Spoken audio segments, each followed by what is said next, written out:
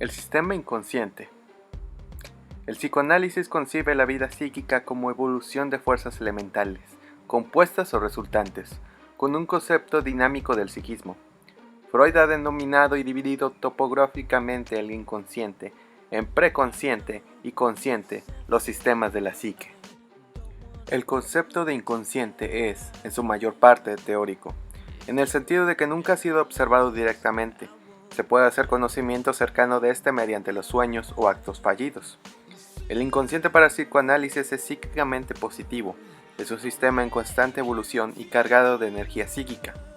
Para Freud el inconsciente no es lo contrario de lo consciente, es el grado preparatorio del consciente y más exactamente aún, el verdadero, el real psiquismo. La existencia del inconsciente se puede establecer por el contenido y el modo de actuar. Dentro de los contenidos hay que considerar los equivalentes instintivos y los modos de actuar. Al modo de actuar del inconsciente se le denomina proceso primario. Dentro del sistema inconsciente hay que tomar en cuenta que existen también mecanismos de defensa para proteger a partir del surgimiento de este. Estos son, por ejemplo, el desplazamiento, la condensación, la proyección y la identificación. Pasando ahora a describirlos brevemente, diremos que el desplazamiento consiste en la movilización y cambio del lugar de una carga psíquica. La condensación consiste en la unión de varios elementos separados que tienen determinada afinidad entre sí. En la proyección, el sujeto proyecta sus impulsos agresivos sobre otro u otros, sintiéndose perseguido por esos impulsos que él proyectó. La identificación es un proceso por el cual una persona se considera en cierta medida semejante a otra. Ahora pasaremos a decir algunas características de este inconsciente. Ausencia de cronología, ausencia de concepto de contradicción, lenguaje simbólico, igualdad de valores para la realidad interna y la externa o la supremacía de la primera, además del predominio del principio del placer. El inconsciente puede considerarse como una parte compuesta por elementos que se hallan temporalmente en él y están por consiguiente sometidos a sus leyes, pero en cualquier momento pueden hacerse conscientes. Todo lo reprimido tiene que permanecer inconsciente, pero no forma por sí solo todo el contenido de este sistema. Lo reprimido es por lo tanto una parte del inconsciente, el inconsciente reprimido. La conciencia es la superficie del aparato anímico, ya que es el primero en tener contacto desde el mundo exterior. Son todas las percepciones que nos vienen de afuera, percepciones sensoriales, y también de adentro, lo que llamamos sensaciones y sentimientos. Así como el interior del aparato, como los desplazamientos de energía anímica, se dan por una representación, un pensamiento, teniendo una conexión con representaciones, palabras. Estas se adquieren por medio de la lectura, así como por las imágenes motrices de las propias palabras. Dentro de la parte consciente encontramos el yo. El yo es el representante de lo que puede llamarse razón y prudencia, que se generan debido a una situación, teniendo por oposición al ello, ya que éste contiene las pasiones internas. El yo es sobre todo una esencia cuerpo. Hablando brevemente del ideal del yo, podemos decir que el yo cobra los rasgos del objeto. Por así decir, se impone él mismo al ello como objeto de amor. Busca repararle su pérdida diciéndole: mira, puedes amarme a mí también. Soy tan parecido al objeto. La transposición así cumplida de la libido de objeto en libido narcisista conlleva, manifiestamente, una resignación de las metas sexuales, una desexualización y por tanto una suerte de sublimación. Las elecciones de objeto que corresponden a los primeros periodos sexuales atañen al padre y a la madre. Estos van a tener un desenlace. Si el ciclo es normal, en una identificación de esta clase, se refuerza la identificación primaria. En el caso del niño varón, en época tempranísima, desarrolla una investidura de objeto hacia la madre, que tiene su punto de arranque en el pecho materno, y muestra el ejemplo arquetípico de una elección de objeto según el tipo del apuntalamiento del padre. El varoncito se apodera por identificación. Ambos vínculos marchan un tiempo uno junto al otro, hasta que por el refuerzo de los deseos sexuales hacia la madre y la percepción de que el padre es un obstáculo para estos deseos, nace el complejo de Edipo. Por otra parte, en análisis de una niña pequeña, después de que se vio obligada a renunciar al padre como objeto de amor, retoma y destaca su masculinidad, y se identifica no con la madre, sino con el propio padre, esto es, con el objeto perdido. Ello depende, manifiestamente, de que sus disposiciones masculinas, no importa en qué consistan estas, posean la intensidad suficiente. De esta forma, el ideal de yo es por lo tanto la herencia del complejo de Edipo, y así, expresión de las más potentes emociones y los más importantes destinos libidinales del ello. Mediante su instrucción, el yo se apodera del complejo de Edipo y simultáneamente se somete él mismo al ello. Mientras que el yo es esencialmente representante del mundo exterior, de la realidad, el superior se le enfrenta como abogado del mundo interior, del ello. Pasando a otro punto, se debe decir que el yo se encuentra bajo la particular influencia de la percepción. Y de igual forma puede decirse que las percepciones tienen para el yo la misma significatividad y valor que las pulsiones para el ello. Se distinguen dos variedades de pulsiones primarias: las pulsiones sexuales o eros, las cuales son bastante llamativas, y las pulsiones de muerte, en las que se representa el sadismo, y las cuales son encargadas de reconducir al ser vivo al estado inerte. En cada fragmento de sustancia viva están activas las dos clases de pulsiones, tratándose de un dualismo en el que se proponen como contrarias, pero a su vez inseparablemente unidas. Una vez que hemos adoptado la representación de una mezcla de las dos clases de pulsiones, se nos impone también la posibilidad de una desmezcla. De esta forma, podemos decir que el yo se forma en buena parte desde identificaciones que toman el relevo de investiduras del ello. El superyo, por el contrario, debe su posición particular dentro del yo, o respecto de él, a un factor que se ha de apreciar desde dos lados. El primero es la identificación inicial, y el segundo, como heredero del complejo de Edipo. El superyo tiene la facultad de contraponerse al yo y dominarlo. El yo se somete al imperativo categórico de su superyo, mientras que mantiene una duradera afinidad con el ello.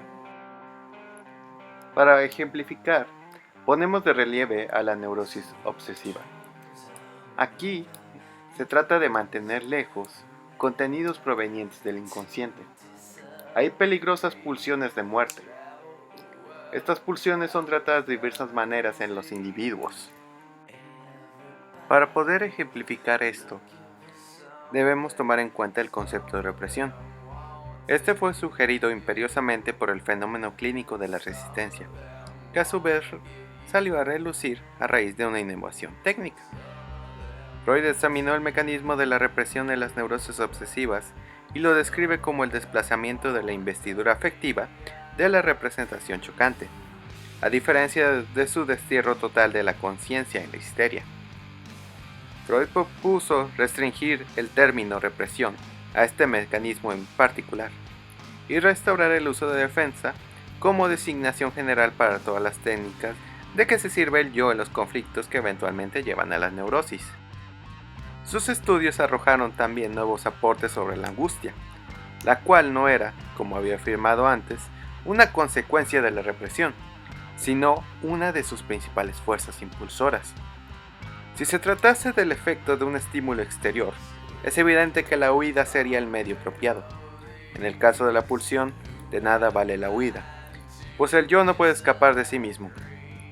Para ello, evidentemente, debe llenarse la condición de que el logro de la meta pulsional depare displacer en lugar de placer.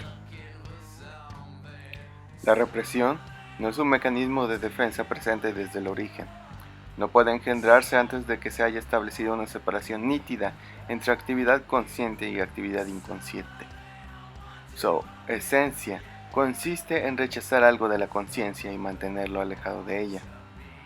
Una primera fase de la represión que consiste en que a la agencia representante psíquica de la pulsión se le deniega la admisión en lo consciente. Así se establece una fijación. A partir de ese momento la agencia representante en cuestión persiste inmutable y la pulsión sigue ligada a ella.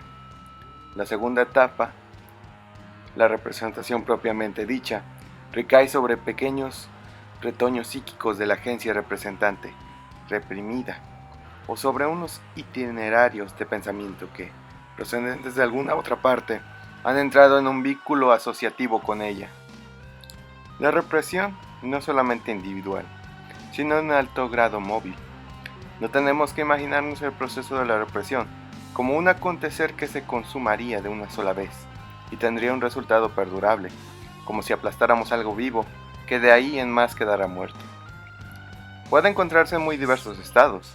Puede estar inactiva, es decir, escasamente investida con energía psíquica, o investida en grados variables, y así habilitada para la actividad.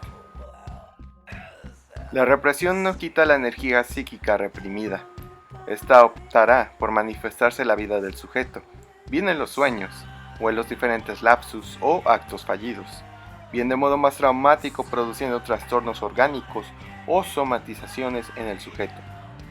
Por otra parte, la movilidad de la represión encuentra expresión en los caracteres psíquicos del estado del dormir, el único que posibilita la formación del sueño. Con el despertar, las investiduras de represión recogidas se emiten de nuevo. Ahora bien, la observación clínica nos constriñe a descomponer lo que hasta aquí concebimos como unitario, pues nos muestra que junto a la representación interviene algo diverso, algo que representa la pulsión y puede experimentar un destino de represión totalmente diferente del de la representación. Corresponde a la pulsión en la medida en que ésta se ha desasido de la representación y ha encontrado una expresión proporcionada a su cantidad en procesos que se devienen registrables para la sensación como afectos. El destino general de la representación, representante de la pulsión, difícilmente puede ser otra que desaparecer de lo consciente si antes fue consciente, o seguir coartada de la conciencia si estaba en vías de devenir consciente. Por ello, es importante mencionar que la represión no tenía otro motivo ni propósito que evitar el displacer. Derivado de esto, el destino del monto de afecto de la agencia representante importa mucho más que el destino de la representación. Si una represión no consigue impedir que nazcan sensaciones de displacer o de angustia, ello nos autoriza a decir que ha fracasado, aunque haya alcanzado su meta en el otro componente, la representación. La represión también suele dejar síntomas como secuela. Es recomendable también indagar los mecanismos de la formación sustitutiva y de la formación de síntomas con anterioridad a los de la represión. Por ende, se forman algunas representaciones confiables sobre el nexo de lo consciente. El mecanismo de la represión, de hecho, no coincide con él o los mecanismos de la formación sustitutiva. Existen muy diversos mecanismos de la formación sustitutiva. Los mecanismos de la represión tienen al menos algo en común: la sustracción de la investidura energética, líbido si tratamos de pulsiones sexuales, la formación sustitutiva de la parte constituida por la representación se ha establecido por la vía del desplazamiento a lo largo de una estancada regida por cierto determinismo. Por eso, el trabajo de la neurosis no descansa, sino que se continúa en un segundo tiempo para alcanzar su meta más inmediata, más importante: intentar conseguir la felicidad. Я болтами обкидаю это место, чтоб пройти. Монолиту помечаю безопасные пути.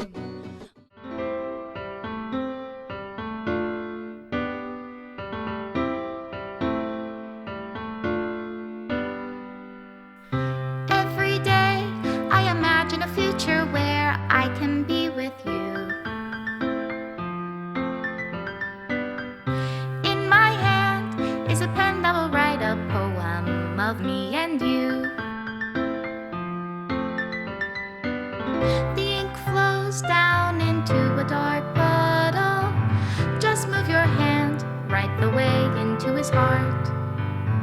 But in this world of infinite choices, what will it take just to find that special day?